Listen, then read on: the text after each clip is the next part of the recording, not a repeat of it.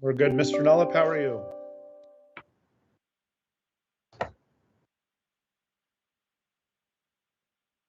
Okay, so we're clear to start.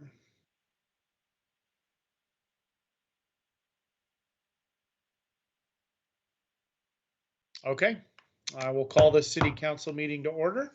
City Recorder Krager, please call roll. Councillor Shaw. Here. Mayor Snyder. Here. Youth Councillor Nog. Here. Councillor Goodhouse. Here. Councillor Newton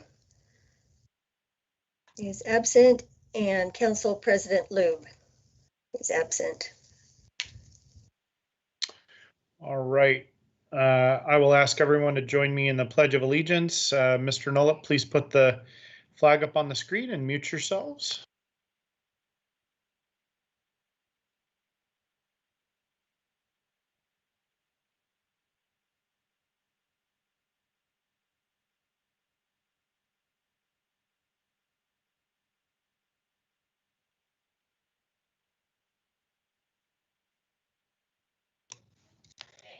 Or tomorrow night. All right. Thank you, Mr. Nollip. Let's move on to councilor staff. Have any non-agenda items? I have one.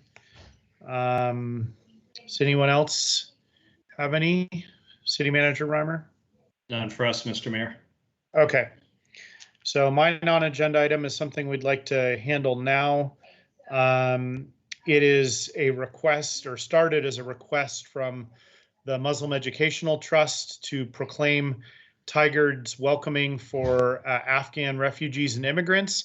They're actually having an event this Saturday at 4:30 p.m. They wanted to invite all members of the council. I'll be speaking at the event, and I also wanted to note that Council President Lube contacted me specifically to let me know that she was supportive of this proclamation. So again, it was written at the request and prepared with consultation from the Muslim Educational Trust, and in part is related to an event that they are having this Saturday. And that event will be welcoming specifically 55 families to the Portland area, 37 of which I believe the Met is directly supporting right now. And so that is the spirit with which this is coming to the council. So I don't know if there's further discussion. I know a copy of the proclamation was distributed to the council earlier.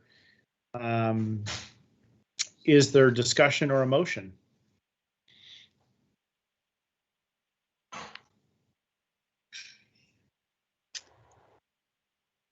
Mayor, if there's no discussion, I'd like to move to approve proclaiming Tigard's welcome to Afghan refugee and immigrants. I'll second that. Okay, it's been moved and seconded. Any further discussion? City Recorder, please conduct a roll call vote. Councillor Shaw, Yes. Mayor Snyder, Yes. Youth Councillor Nog, Yes. Councillor Goodhouse, Yes. Councillor Newton, and Council President Lube are absent. And just to be clear, Youth Councillor Nog's vote was a advisory vote, I think, and we'll make note of that. And the proclamation is approved by a unanimous vote of the people present for the council meeting. Thank you. And I'm excited to speak and looking forward to a great welcoming to the Afghan immigrants and refugees this Saturday. So again, the rest of the council, if you want more details, I think I forwarded them to you, but in email earlier today, but I'd want to make sure that you hear the Muslim Educational Trust's request that any and all that are able to attend, please do, members of the council and the city leadership team. All right, we'll move on to public comments. First, there'll be follow-up to any previous public comment. Assistant City Manager Nyland. Good evening, Mr. Mayor and Council. So I do not have any follow-up to report because we did not receive any public comments at the October 5th council meeting. And as far as a fun fact, Sunday marked the 32nd anniversary of the Loma Prieta earthquake. And this was a 6.9 magnitude quake that struck the Bay Area in California. It occurred during the Battle of the Bay World Series. I believe that was during the third game of the San Francisco Giants against the Oakland A's. And I mention this not only because I'm a baseball fan, I was rooting for Oakland, but I grew up in California and I'm quite familiar with earthquakes. I understand the rolls and the jolts. That said, this Thursday is International Shakeout Day, and Oregon's Great Shakeout is scheduled for October 21st at 10:21 a.m. So you can drop, cover, and hold on. So it's just a reminder for all of us that there's no time like the present to get prepared. So that's what I have for my report tonight. Thank you. Thank you, Assistant City Manager Nyland. Appreciate those reminders and reflection back. I can remember exactly where I was when the earthquake happened.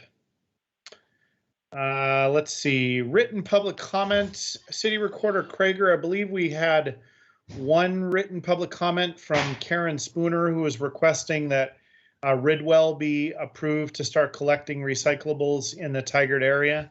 Were there any other written public comments? No, Mr. Mayor, that was the one received.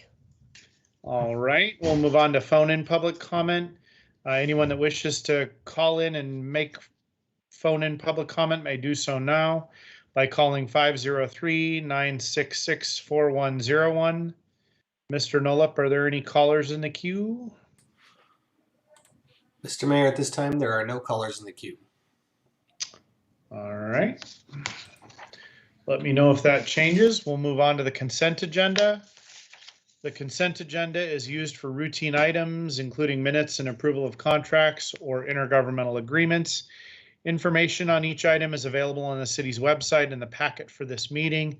These items may be enacted in one motion without separate discussion. Council members may request that an item be removed by motion for discussion and separate action. Is there a motion on the consent agenda? I move to approve the consent agenda as presented. I'll second that. Okay, it's been moved and seconded. City Recorder, roll call vote, please. Councillor Shaw, Yes. Mayor Snyder, Yes. Councillor Goodhouse, Yes. and Councillor Newton, Council President Lube are absent. All right, the consent agenda is adopted unanimously by those present at the meeting. Thank you, and we'll move on to item number 4, which is to receive a Parks and Recreation System Plan update. And Manager Gruen, I know you are here along with probably a whole passel of people, so I will hand it over to you. I am, Mr. Mayor. Thank you very much.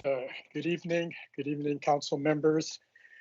We're the Parks and Rec System Plan team is, I think, mostly all here. We're very excited to be here to share the system plan with you all tonight. Let me just first, Mr. Mayor, if I could acknowledge our team. We are, of course, led by our Public Works Director, Brian Rager. Provided great leadership throughout the course of the work.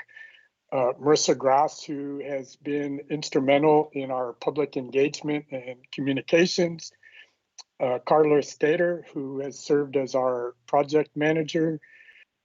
Martin McKnight, who is our park supervisor, and for many months prior to my coming on board was our interim Parks and Rec manager. And we also have Caitlin Leaf, who is our recreation coordinator. And Alex Dupuy is here tonight from our consulting team, MIG, who led a great crew to hopefully we feel we're so close to getting over the goal line. And hopefully after tonight, we'll be right there at 4th and goal, ready to take it in. Let me share with you, Alex is going to give a presentation. We had presented to the Parks and Rec Advisory Board back in July a rough finished draft, if you will, for comment. We also shared the draft system plan with many of our teammates. It was reviewed by community development teammates, police department teammates. City Manager Reimer offered some great input as well, along with City Manager Nyland. Some of the highlights that we just wanted to share from you that you were really proud of, and we thank everybody's input. But it was really important that the system plan demonstrate how we connect with the strategic plan. And as we presented a few weeks ago in our Goal 4 update, how the master plan, or excuse me, the system plan will lead us to the implementation plan.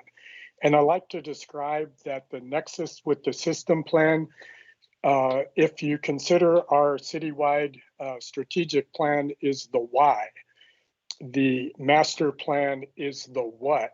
And you know, a lot of the questions we get really focuses in on the how. And as we work with Council Goal 4 in a sustainable, affordable service delivery model for parks and recreation, we hope following the adoption of the master plan, or now system plan, we'll be able to move forward with the implementation plan, which will really drill into the how we do. And the implementation plan will really answer 3 key things. One is our capital project prioritization, aligning funding with the projects over the rolling 6-year periods. It'll also look at our programs and service delivery in terms of how we leverage our partnership with the school district, with the City of Tualatin Parks and Recreation, and many of our other partners to be able to provide greater services to our community members. And then lastly, we'll be looking at our organizational structure in how we carry out the next 10 years in our system plan. So thanks to City Manager Reimer, we've incorporated the 5 E's into the system plan. Counselor or City Manager Nyland was provided some great feedback that recognized how important we really discovered parks and recreation are in the pandemic world we've been in, and just how essential parks and recreation is for the physical and mental health of our community members. So one of the last things we did was also put together an infographic, which is serving as our executive summary. And as Alex does the presentation tonight, you'll see how the infographic really breaks out the 5 sections of our system plan and really drills down into meeting the goals of the city for a walkable, accessible, and equitable Parks and Rec system. So if there are no questions, or if do you have any questions? If not, I'm really happy to turn it over to Alex Dupy from MIG to share our Parks and Recreation System Plan with you all tonight. Seeing none, Alex, are you ready to tee it up? I am. Teammates, do you have any comments? All right, I think we're ready for you, Alex. All right, let me share screen. Excuse me just a second. Let me get sit back up here. Oh. So when you have multiple screens, sometimes when you share, stuff goes everywhere. So I just wanted to make sure that I can see. Can you all see my screen? All right, thank you. We can. Thank you, Rick, for that introduction. Once again, my name is Alex Dupy. I'm with MIG. We're a public engagement planning and parks planning firm. We're based in Portland, Oregon. We have an office here, and it's good to be back with you tonight to talk about, really kind of as Rick mentioned, the kind of the final thrust for the Parks and Recreation System Plan. We had a great meeting with the Parks and Rec Advisory Board just a couple of weeks ago to talk about this plan, and we're excited to bring this forward here to you tonight to talk about it and receive any comments as we step through. I'm going to step through kind of the high level elements of each of the sections of the plan. So if you do have questions or things pop up, feel free to stop and ask me any questions. We have plenty of time for conversation, but I just want to give you a sense that I'll give you an overview of where we're at with the plan and not dig deep into the details, but if you do have specific questions, we're happy to stop and talk about those.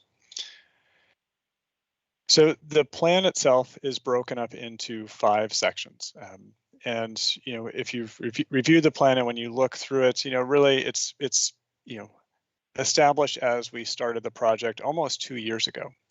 When we think about when we started back with this project, we actually have been mirroring COVID in terms of schedule on this project almost exactly. We did actually have in-person meetings back in August of 2019 to kick off the project. If you remember, we had a couple pop-up events in parks just to kick the project off and get a sense of what was really interesting to the Tigard community, and we had great responses, and we took that, started to feed that into the process, and then we hit COVID in early 2020, and that's kind of where we've been. And so with this plan, we've had to retool to some degree for how we think about public engagement. But I think what we've found throughout this is that the engagement that's gone into this plan has been, even with COVID, really rich. We've had extensive online engagement through survey, through focus groups in multiple languages. We've talked about specific needs for user groups and community members. But really how that's come to be is to develop a shared vision for the Parks and Recreation System Plan that I think has really supported not just our recommendations throughout the plan, but really engages with the city strategic plan and the discussion around equity and providing services, and really making that, those focus of community services a part of how we talk about where we place things and who has access to that and how we provide those in a prioritized manner. As Rick mentioned, Marissa's team has done an amazing job, not just with helping us get the word out, but also developing, I think, some really great materials and collateral materials that I think has helped the conversation about parks. And so I just want to acknowledge that, videos, different types of survey instruments, really being out there to make sure that we're innovative in what we're providing and doing. So I just want to acknowledge her team, because I think it has been really important to help us actually achieve what I think we'd be able to do with the plan. As Rick mentioned, there are other elements and other plans that have informed how we've thought about this Parks and Recreation System Plan. The first is the strategic vision. That really sets the groundwork for what we're talking about within this plan: equity, walkability, accessible, and healthy. Those are all key components, and I think really critical when we think about how we've, kind of interacted with parks and open space through COVID, even more important as a part of making sure that this comes through within the Parks and Recreation Plan. We also have incorporated the community promise, really making sure that this plan engages with what you're doing as a city council and what the community expects to make sure that this is both implementable, but also, really reflects and implements the goals that you have as a council. As Rick mentioned, we do, as a follow-on with this plan, we will be getting into specific implementation strategies, and that starts to get into City Council Goal 4, and we'll talk a little bit about that at the end. But that's really that next step after this plan, is really getting into the weeds about how this plan functions and how we prioritize and make sure that we have the right organizational structure to be successful.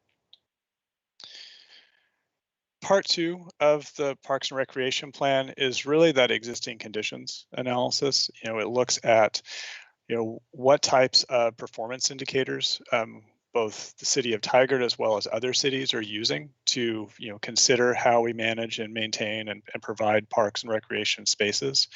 A big piece of this, and what you'll see, throughout our document, is really focusing on its accessibility, and that's that 10-minute walk analysis.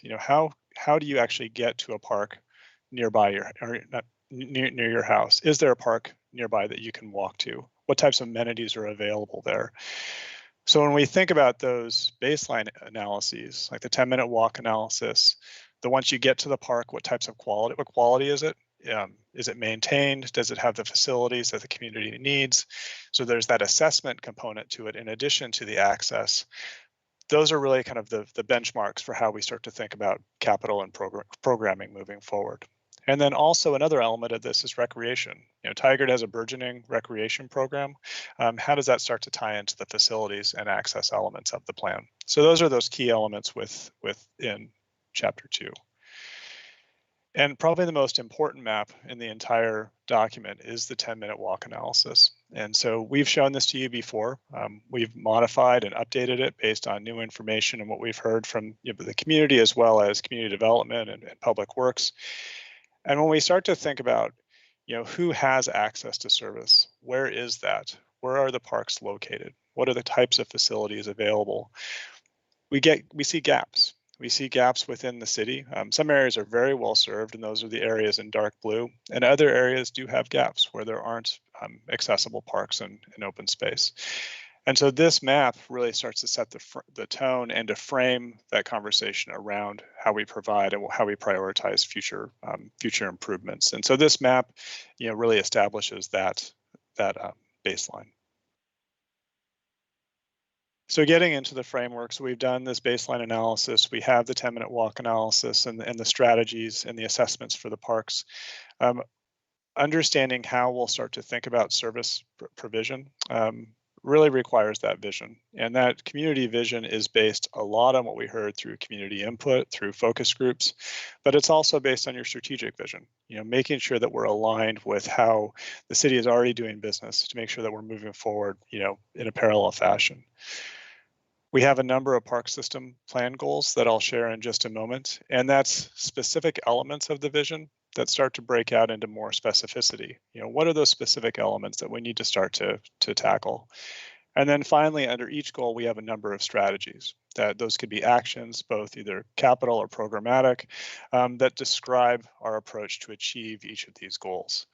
And so there are a number of them. I'm not going to step through each of them tonight, but the Parks and Rec Advisory Board, Community Development, Public Works, we received a lot of comments through that. So I feel like we've gotten a really good kind of sound base for those types of actions moving forward, and also tying into other plans like the transportation system plan, the trails plan, and other elements that other departments have talked about with us.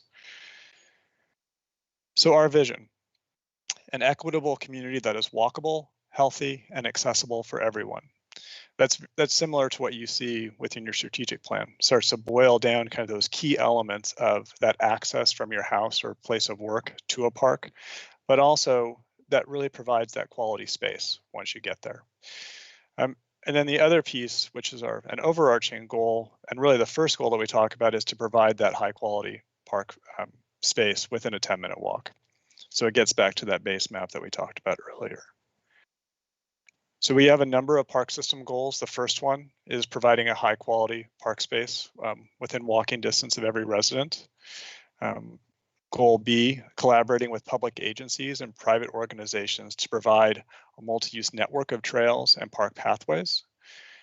Goal C, hosting and inviting participation in events, program, and spaces that make people feel included, welcome, and that they're an important part of our community. It gets to that equity aspect of the plan.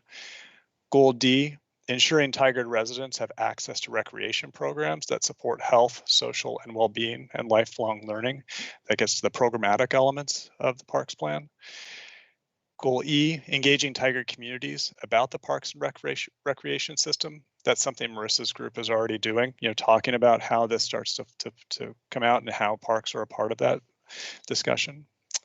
F, provide a stewardship of Tigard's parks, trails, facilities, and natural areas. That gets to maintenance in a lot of ways. And then goal G, expanding the park system and services to address inequities in access to quality parks and recreation opportunities by also providing and responding to service levels within the existing parks that you have. So providing new parks, but maintaining what you already have as a part of the system. And then under each of those, we have additional action items. Section 4. So in section 3, while we talked more about kind of the goal or the programmatic placemaking actions, section 4 is really about the physical plan of parks in Tigard. And with this section, we have a map.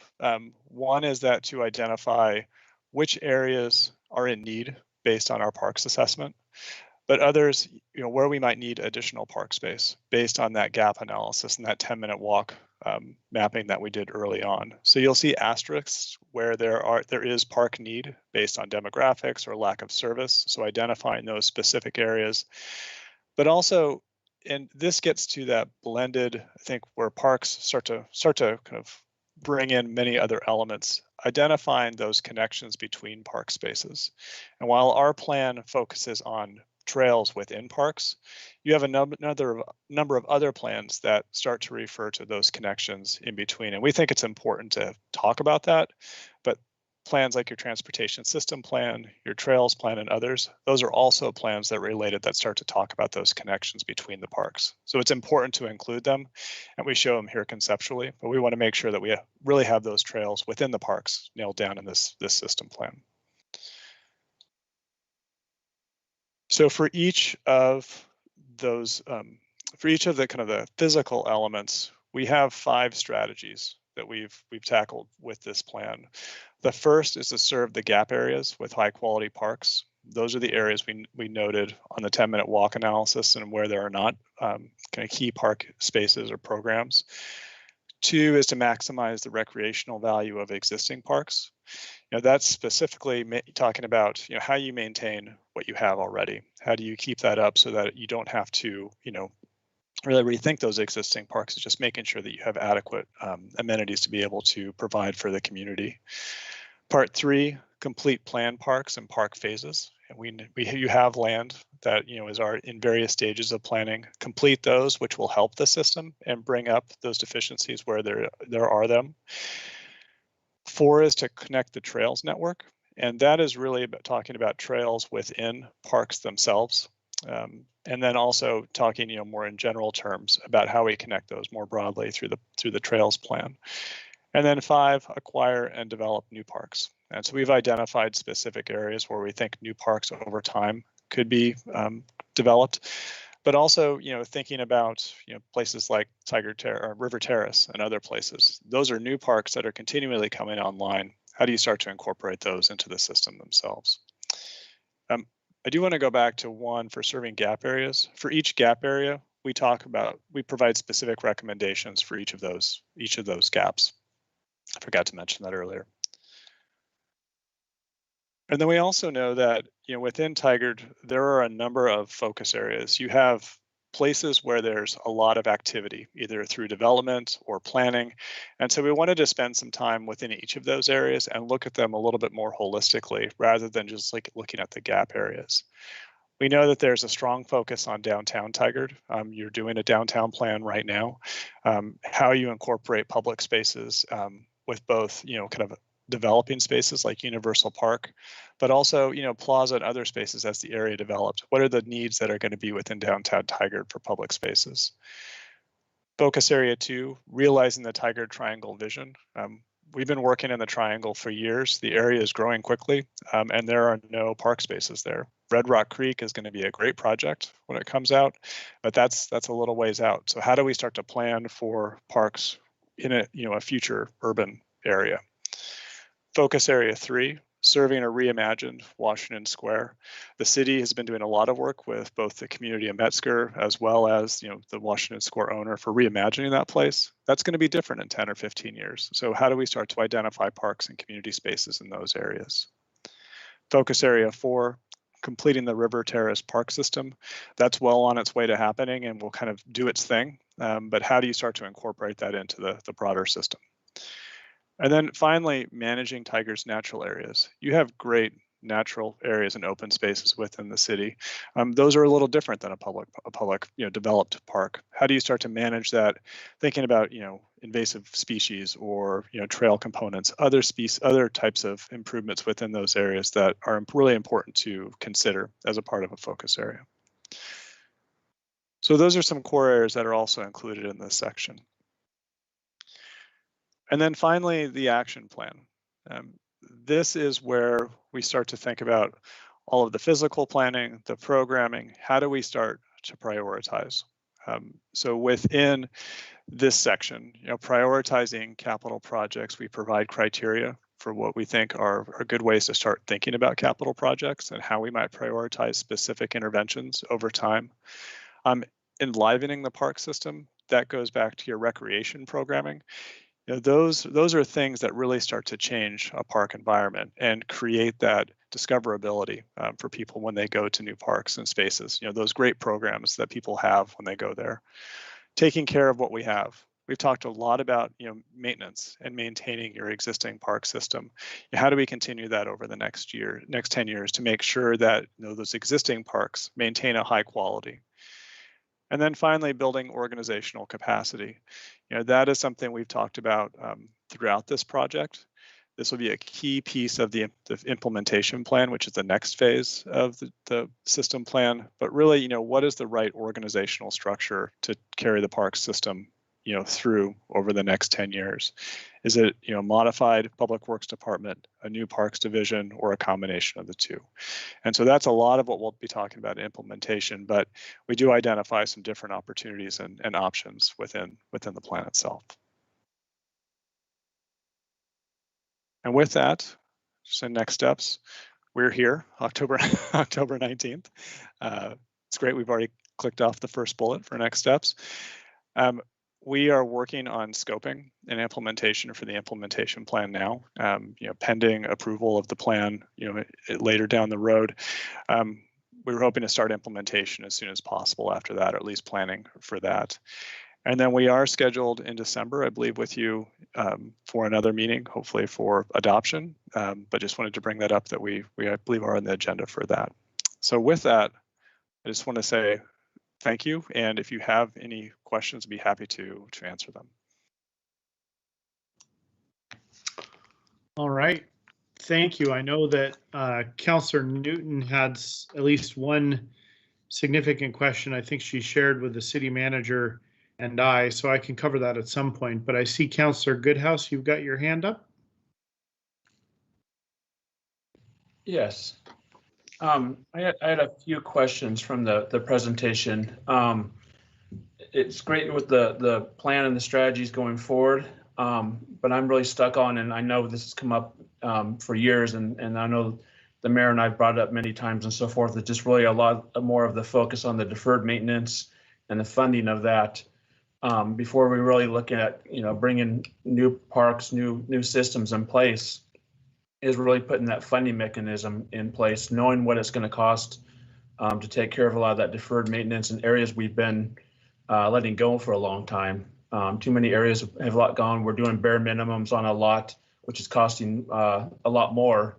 So I think that, I don't know how in depth that was looked at, or it will be, to really look at that whole existing prior maintenance, let alone going forward. And And I don't know if you want me to list each of my bullet items or just hit one at a time.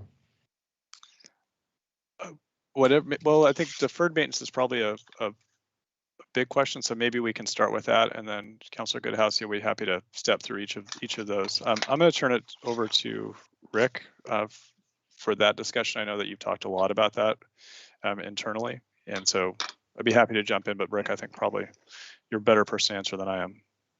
Yeah, of course. Thank you, Alex. Thank you, Councilor Goodhouse. Great question. You know, one of the things that we're very excited about, and we know we've received council support in terms of, you know, our PARF, our Parks and Recreation fee, and our general fund support. Currently, you know, we're a little over, you know, 50-50. I think it's 52-48 in terms of, you know, what's providing our support currently for operations and maintenance. Through the plan and the assessment scoring that we've done, and we're using a 0 to 2 scale, and our goal is on that basis is that all of our parks ideally will be, you know, scored at a 1.66 or better. Certainly new parks coming in would likely score a 2. And what makes up that, you know, scoring criteria is the type of amenities, the condition of those amenities, and how accessible those are.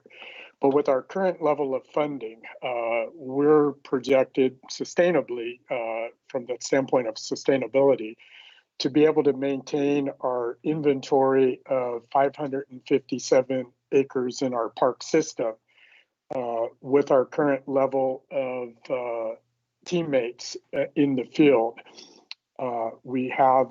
We're able, and this inventory, Councilor, includes some of our assets that will be developed in the coming year to 2 years, which is, you know, Steve Street Park and Bagan Park. So those will be coming online, but we're also been pretty aggressive in the past year of, you know, being able to fund through our major maintenance budget improvements in our existing parks. We're focused right now on Cook Park, which is one of our signature parks in the city. We've done some investment in the ball fields. We're working right now on upgrading, replacing the boat ramp dock that's deteriorated beyond, you know, functional, useful life. We'll be starting to work here shortly on replacing the main playground at Cook Park. And just recently, this beginning of the summer, replaced the tot lot out there. So this just happens to be the focus area in Cook Park, but very significant aging infrastructure there. So the concern we have is, you know, we have to be able, and I think we'll be able to tackle this in the implementation plan as we identify all the projects going forward, identified in the master plan or system plan. It's important that we also be able to articulate back to council, you know, how we're able to utilize, you know, our system development charges that are allowed for reimbursement to, you know, really drive the major maintenance or the deferred maintenance in the parks. So we have to really get a handle on how we're aligning projects with funding needs, how we're hoping to utilize, you know, metro local share dollars in strategic projects so that the discretionary dollars that we have with STC dollars, you know, we can, you know, better allocate the funds to match the criteria of the particular funding mechanism. So our major funding is, of course, the SDCs. The local share dollars will bring about $3 million to us for projects. And we also need to continue to work with our funding partners, whether it's Oregon Parks and Recreation Department or other funding sources, in order to, you know, reinvest back into not only to reinvest in our aging infrastructure in our current facilities. But the key will be is making sure that as new parks come online, that it doesn't take away from our ability to invest in our existing infrastructure. So it's possible that with the implementation plan, we also might look at updating the SDC methodology to make sure we have a good handle on the SDC funding that's available to us between what goes for growth and what goes for reinvestment. So hopefully that answers your question on that. I don't think completely. I mean, unless I'm wrong, I know that last time we came to council, we were looking at changing the Parks and Rec fee on the utility bill. And I know at that point, the amount we did still wasn't going to touch what we needed for deferred maintenance. And SDCs, unless I'm wrong, are more for building new parks or building, but not doing the maintenance. And as far as I know, and as we've said, we kind of kicked the can down the road for years. We always seem to tackle areas of maintenance in the parks when it's basically, you know, at the last moment, or when something breaks or something needs to be done. But we're not on top of everything we have. We've even let a lot of areas go. There's, you know, easiest I think I can think of is the rhododendron gardens or things, or we were talking about how the butterfly gardens for maintenance. But as far as I understood, we were way behind on the maintenance of a lot of the parks of what we have, and the funding we passed was covering part of it, but we still had to figure out how to come up with that. So I don't think there was an answer. So let me, I probably skipped over the part that with the support for the PARF increase that was went through July of this year, we were able to bring on additional utility workers. We feel right now we have 2 park supervisors. We have 12 now full-time utility workers, and it also allows us to bring on another 12 seasonals, which is equivalent to about 6 FTE. So one of the things that we did in 2 documents, one in the system plan and one in a kind of a internal document we put together, was look at our demand versus the requirement for staffing. And at the current level of funding through the Parks and Recreation fee, we're able to adequately or very sufficiently maintain what we have from an operation and maintenance standpoint. That doesn't necessarily address the capital cost of making the improvements, and that's where doing or maybe updating the SDC methodology is to get a good understanding on the 2, if you will. There's the SDCRs, which is the reinvestment portion that is allowed to go to repair and replace or deferred maintenance. And then the I portion of that, which, as you mentioned, Councillor, is the SDCs that goes towards the growth portion of new construction. The SDCR is reimbursement, right? It's not Correct. reinvestment. Okay, I want to clarify because that's kind of a key important meaning there. I also see Marissa's got her hand up, I think, to help answer this question. Marissa, is that what it's for? Yeah, just really quickly, we've got some new graphics in the report. So in the draft plan, this is addressed on page 25, and opposite are the graphics which describe the funding, the staffing that's needed for the current acreage and the funding and how that balances.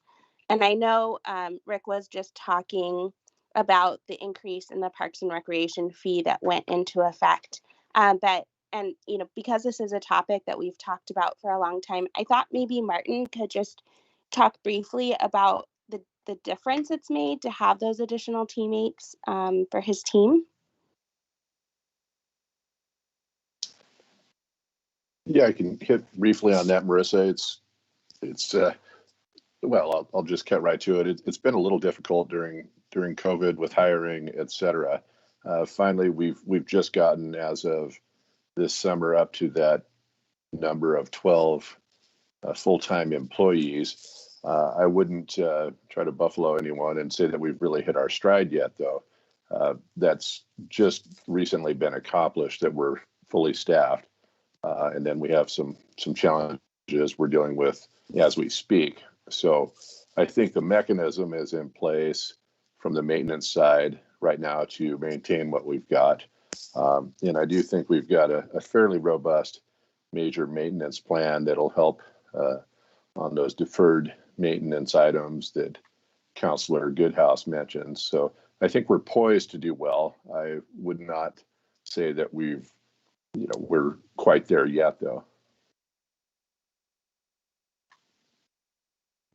Councilor Goodhouse, did you want to go with the next thing on your list? Yeah, and I just wanted to follow up with that last, and so you're not quite there yet, just due to hiring from COVID. Not that there's not the proper funding; it's just the hiring and getting people all lined up. Right. For example, we've got let me think, four people on staff that have been with us less than a year. I guess that's my point. Is we just haven't. We're not quite to full steam ahead with our division. Okay, perfect. Thank you. The next bullet point I had, and it's, we've talked about some, and it was in there a bit with the presentation, but really also the focusing on the safety lights or patrols of the parks and the pathways. I know for years it's come up on paths with the TCAC to do lighting on the paths. I think the last TCAC meeting, it was mentioned that maybe in 4 years there might be something looking at with lights, but and I know Councilor Newton's mentioned it many times that a lot of citizens are saying that, you know, we have parks and trails and all these great parks and trails, but they don't necessarily always feel safe using the trails or using the parks. And so I want to make sure there's an emphasis on that we're trying to make it so everything's walkable within a certain distance of neighborhoods or houses. But if people don't feel safe using them, walking them, or getting around on them or going to them, then it doesn't matter how nice or how many there is if we don't have that factor. So I think that needs to be one of the first factors really to look at in there, especially with the trails and getting around. Can't tell you how many I've heard of stories of people just saying they don't feel safe using those, especially after 5 or 6 when it's, you know, dark half the year at that time. Thank you. Yeah, Councilor Goodhouse. Go ahead. I'm sorry. Oh, one last thing I was going to say, and then I'll throw it back to you, was one of the big things with the trails is really wayfinding, is for people to know where they go or where they go from our city to another city. I know I've brought that up many times, but we have great trail systems that people still don't know that you can go from downtown Tigard all the way to Garden Home Rec Center. We just don't have maps or the wayfinding or systems that show people where they really go. And for people that may use those or want to get around, a better system I think would help on that as well. That's great. Thank you, Councilor Goodhouse. I wanted to just clarify too, when we were talking about trails within the park system plan, our focus on trails is really the internal trail connections within parks. We do talk in more general terms about those connections between parks because they are integral to be able to access them. But wayfinding is a key component of that, probably more germane to your trails master plan and those elements that are, you know, those broader connectivity pieces. But certainly within parks, being able to know where you're at and where you're going is very important as well. So there's probably a couple of different layers to the wayfinding that you're discussing, I think. And Councilor Goodhouse, to your first comment about trail safety, when we remember, and Nicole presented an opportunity earlier this summer to, you know, consider, you know, some of those transformational projects that, you know, could possibly be funded as that gets discussed. One of the things we put into the project we proposed in partnership with the library, this was the library backyard project. We also included a model concept, if you will, for a pilot ranger program. You know, we've grown as a city to where we have our law enforcement, our great police department. We also have many of our teammates that are park maintenance, but we don't have a dedicated group rangers to be able to, you know, patrol along the trails. So we developed a concept and put some budget proposal together for a 2-year pilot program to fund 2 rangers that would be able to, you know, patrol the trails on bikes, be uniformed, basically kind of be that physical presence on the trails and, provide, eyes and be able to, perhaps as we work through it a little bit further, education, park rules, trail etiquette, be the liaison between, parks and the police department. We kind of patterned it after City of Lake Oswego's ranger program that's been very successful over the years. And in fact, they've had a full-time ranger for many years, and they just added a second ranger to their parks program. So it's one of the things that if we can look at something like the ranger program, I think that would be a good first step in being able to give our community members a greater sense of security on the trails by having the rangers patrol those throughout the city.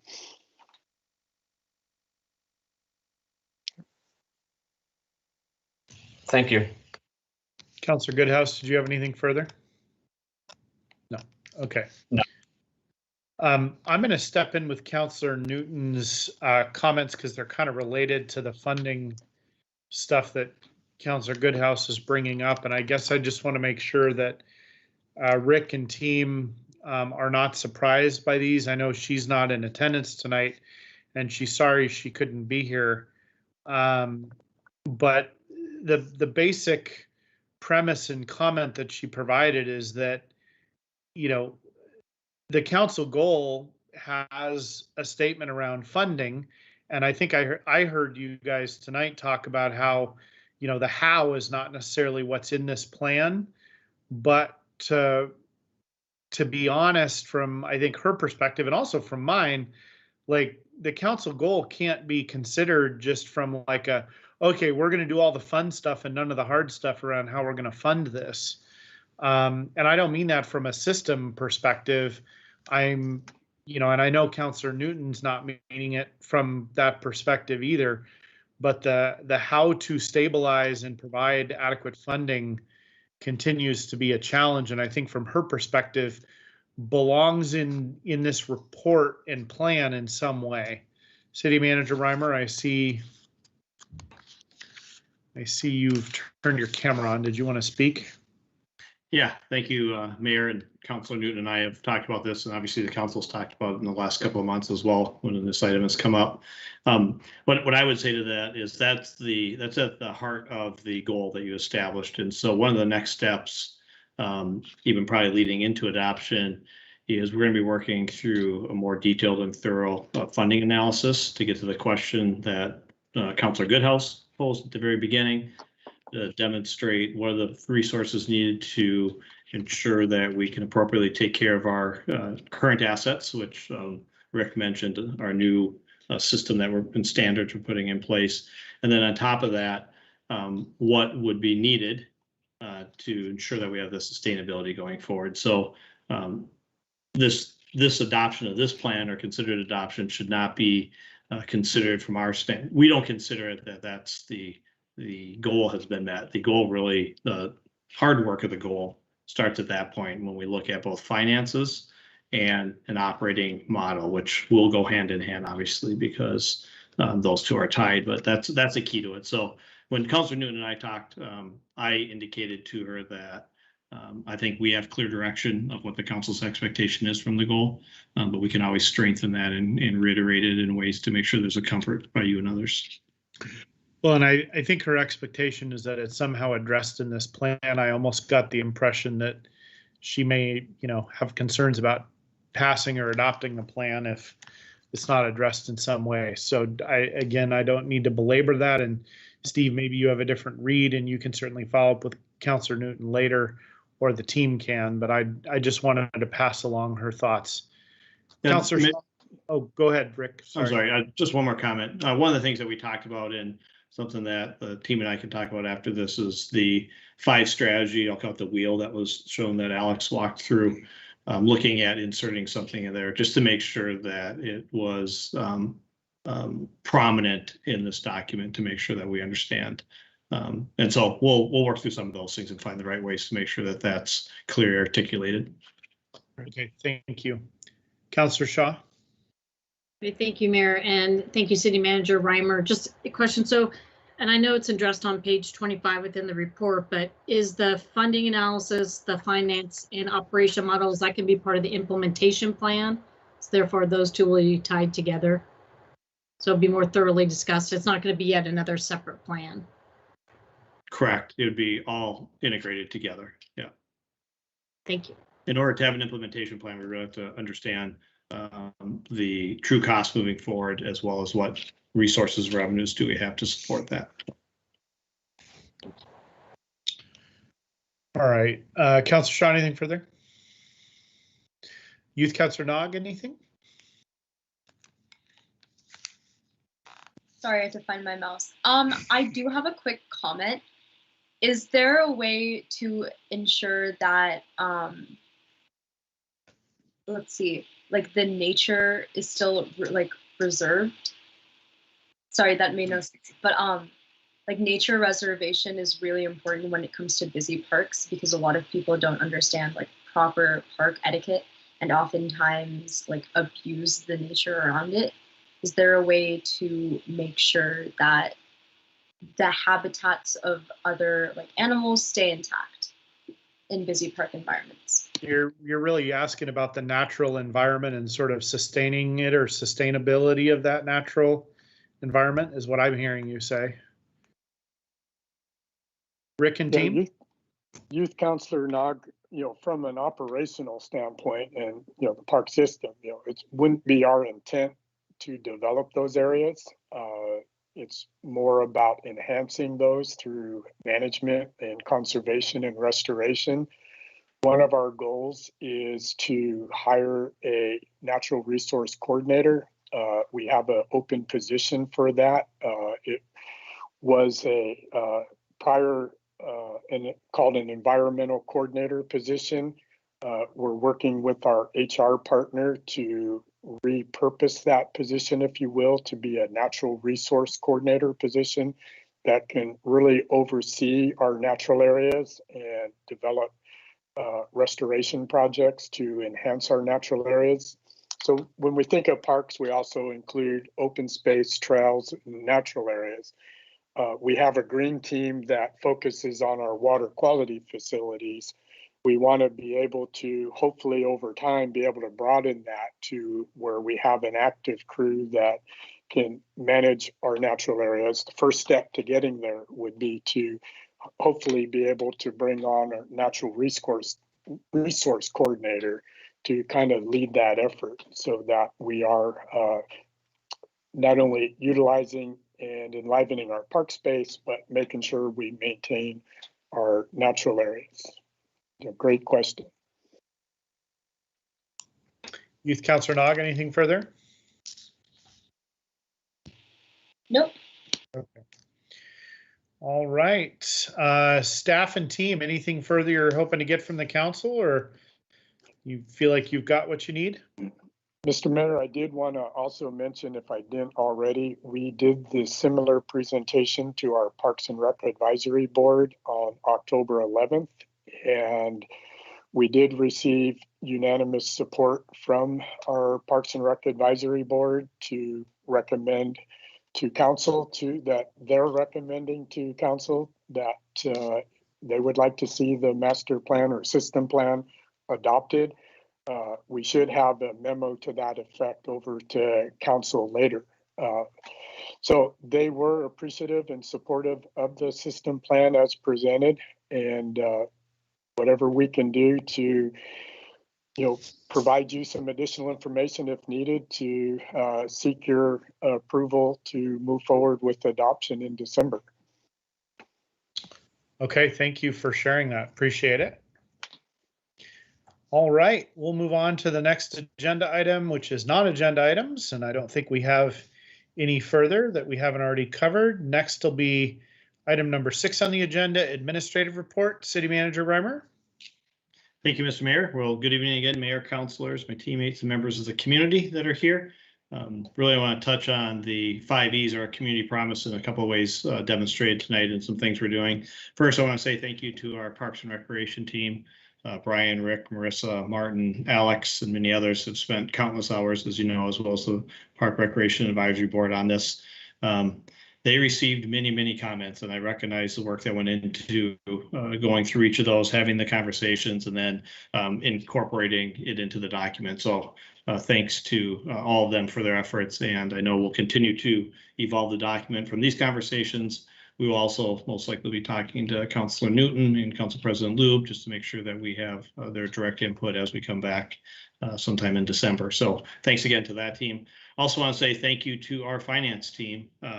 As I believe you saw in your newsletter last week, we were awarded the Governor Finance Association's popular annual financial report, known as the PAFR, if you will, for the second season. And that's a real credit to our team and the efforts that goes into making sure that what we do really is achieves that excellence that the council is striving for in one areas in the community promise.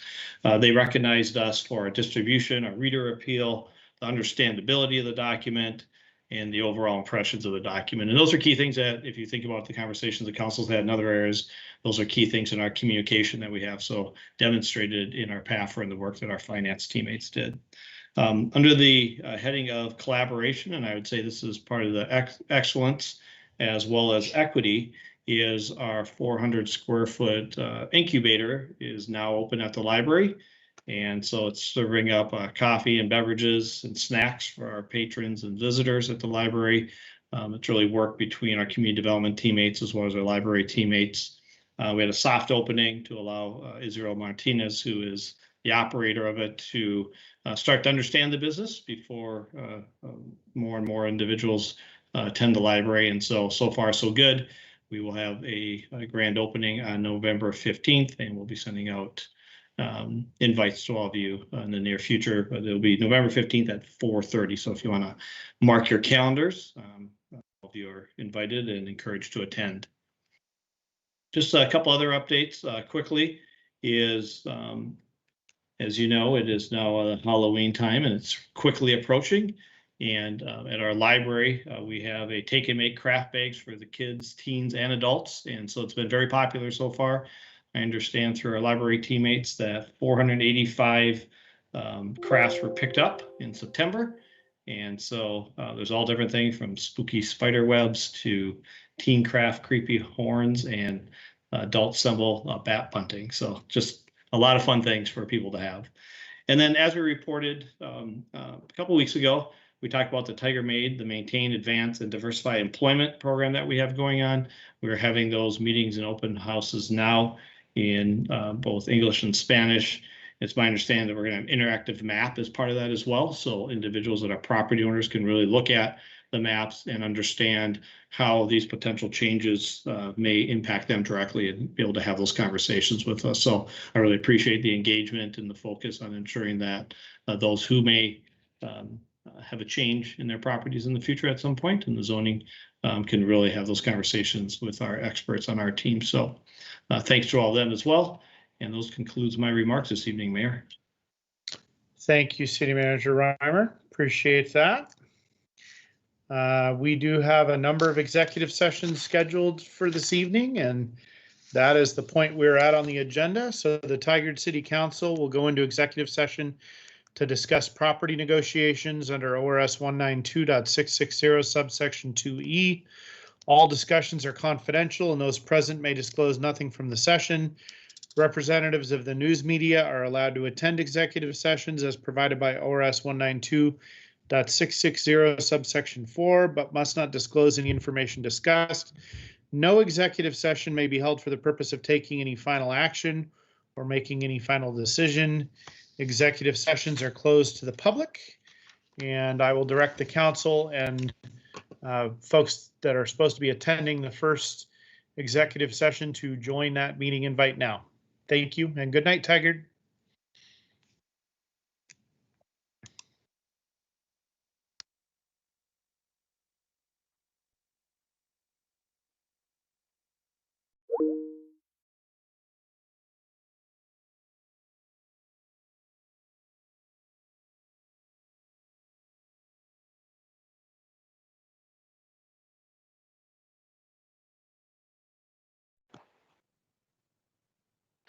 Happy day, everyone, again.